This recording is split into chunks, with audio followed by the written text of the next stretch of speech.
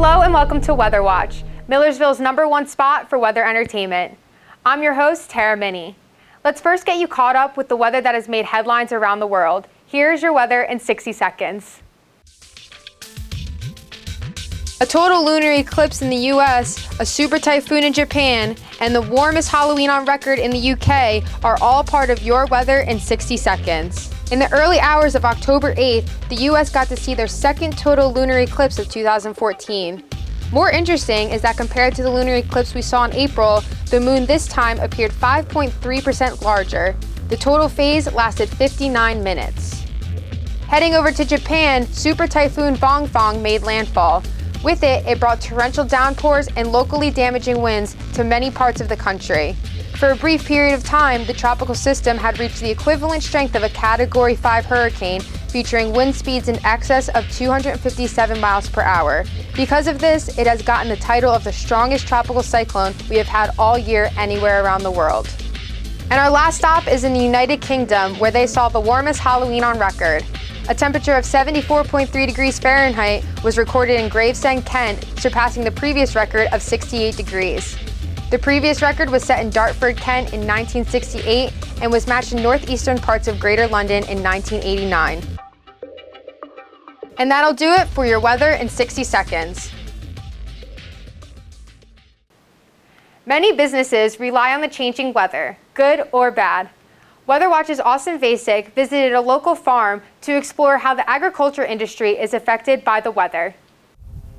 With over 7.8 million acres of farmland and 63,000 farms, Pennsylvania has a significant role in the agriculture industry.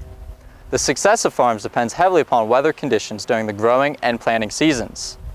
Weather Watch had the opportunity to visit the Gray Wolf Plantation to get the inside look of how weather affects farms.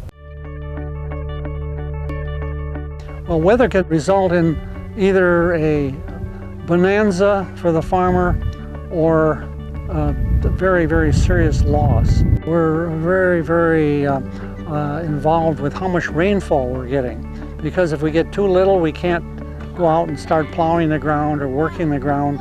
And if we get too much, we can't turn the soil either, because our tractors will get stuck in the mud. I guess you all refer to it as average rainfall.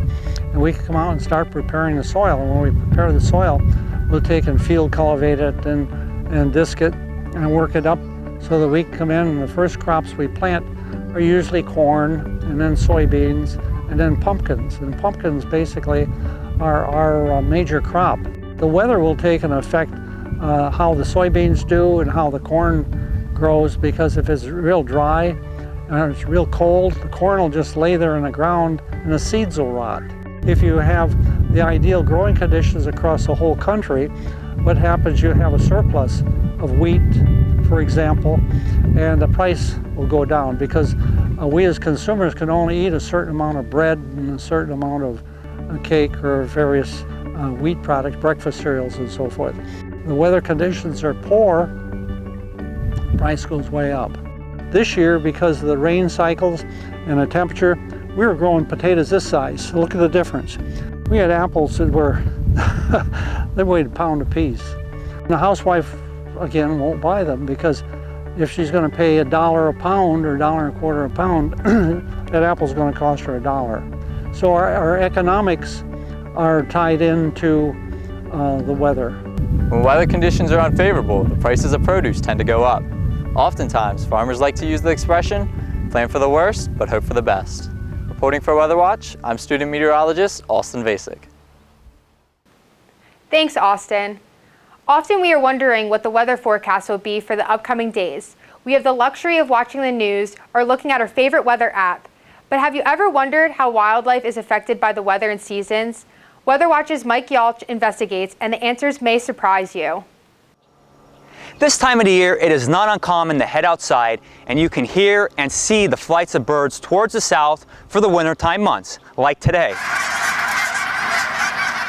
But there are other species of wildlife that adapt very differently to the changing of weather and seasons. Some species, like the bird, migrate to warmer climates, while others change their camouflage. Migratory birds are very much little mini meteorologists as far as being able to determine when and where to move based on the climatic conditions and how they're changing. Because unlike mammals, birds are very keen and attuned to weather, as far as changes in barometric pressure, as far as utilizing fronts that are coming through. They're going to use that weather to their advantage to indicate, okay, I can get a free ride off this front coming in, or I'm not going to move, I'm actually going to stay here because I know there's colder temperatures up north. Photoperiod, that changing in day length. And so this photoperiod will actually cause them to kind of start consuming more food, putting on fat, and actually start focusing on growth and muscle in different parts of the body to get them ready for migration. Then they'll be initiated with the coming of the cooler temperatures, and they're finding less of the food they need, they'll start moving southward. And so birds have different ways in which they navigate. Some of the obvious ones are geographic features, but they'll also use constellations at night. And they'll also use the sun, and they will also use magnetism. But there is some wildlife that doesn't have the ability to travel to warmer climates for the wintertime months. Instead, they change their camouflage, which better helps them blend into their environment. The snowshoe hare does this each winter. So the ultimate reason why snowshoe hares change color is they don't want to get eaten. So it's a natural selection process. It's an adaptation which has occurred over time, and they've benefited from it, so it's continued to occur. So during the warmer months, say the summer, they have a different coat pattern because there's no snowfall on the ground. And their coat pattern is going to more mimic what their background is. So we're talking more of a darker color. We're talking sometimes calico, you got gray, browns mixed into. Transition that now to the winter, a lot of your foliage is dropped. Now we have snow on the ground, they're going to stand out. So the best thing to do is maybe have more of that white coat pattern. And the main thing that triggers snowshoe hares is the change in day length.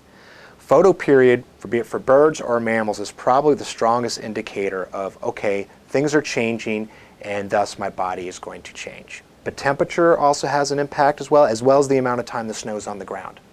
And so these different factors are triggering things in the brain to release hormones to cause physiological changes within the rabbit itself. During the winter season, as you know, they have those kind of snowshoe, essentially, feet. They're a lot larger than, say, the eastern cottontails, and allows them to maneuver around and snow cover a lot more efficiently. Weather has just as much of an impact on wildlife as it does us. Many of these animals have adapted over time and now have natural instincts that let them know when a change in the weather or a season is approaching. For Weather Watch, I'm student meteorologist Mike Yalch. Thanks, Mike. Well, that sums up this episode of Weather Watch. Please be sure to like us on Facebook and follow us on Twitter at the addresses shown below. You can also log on to our website at muweatherwatch.com to see a full collection of our episodes. On behalf of the cast and crew, I'm Tara Minni. We'll see you next time.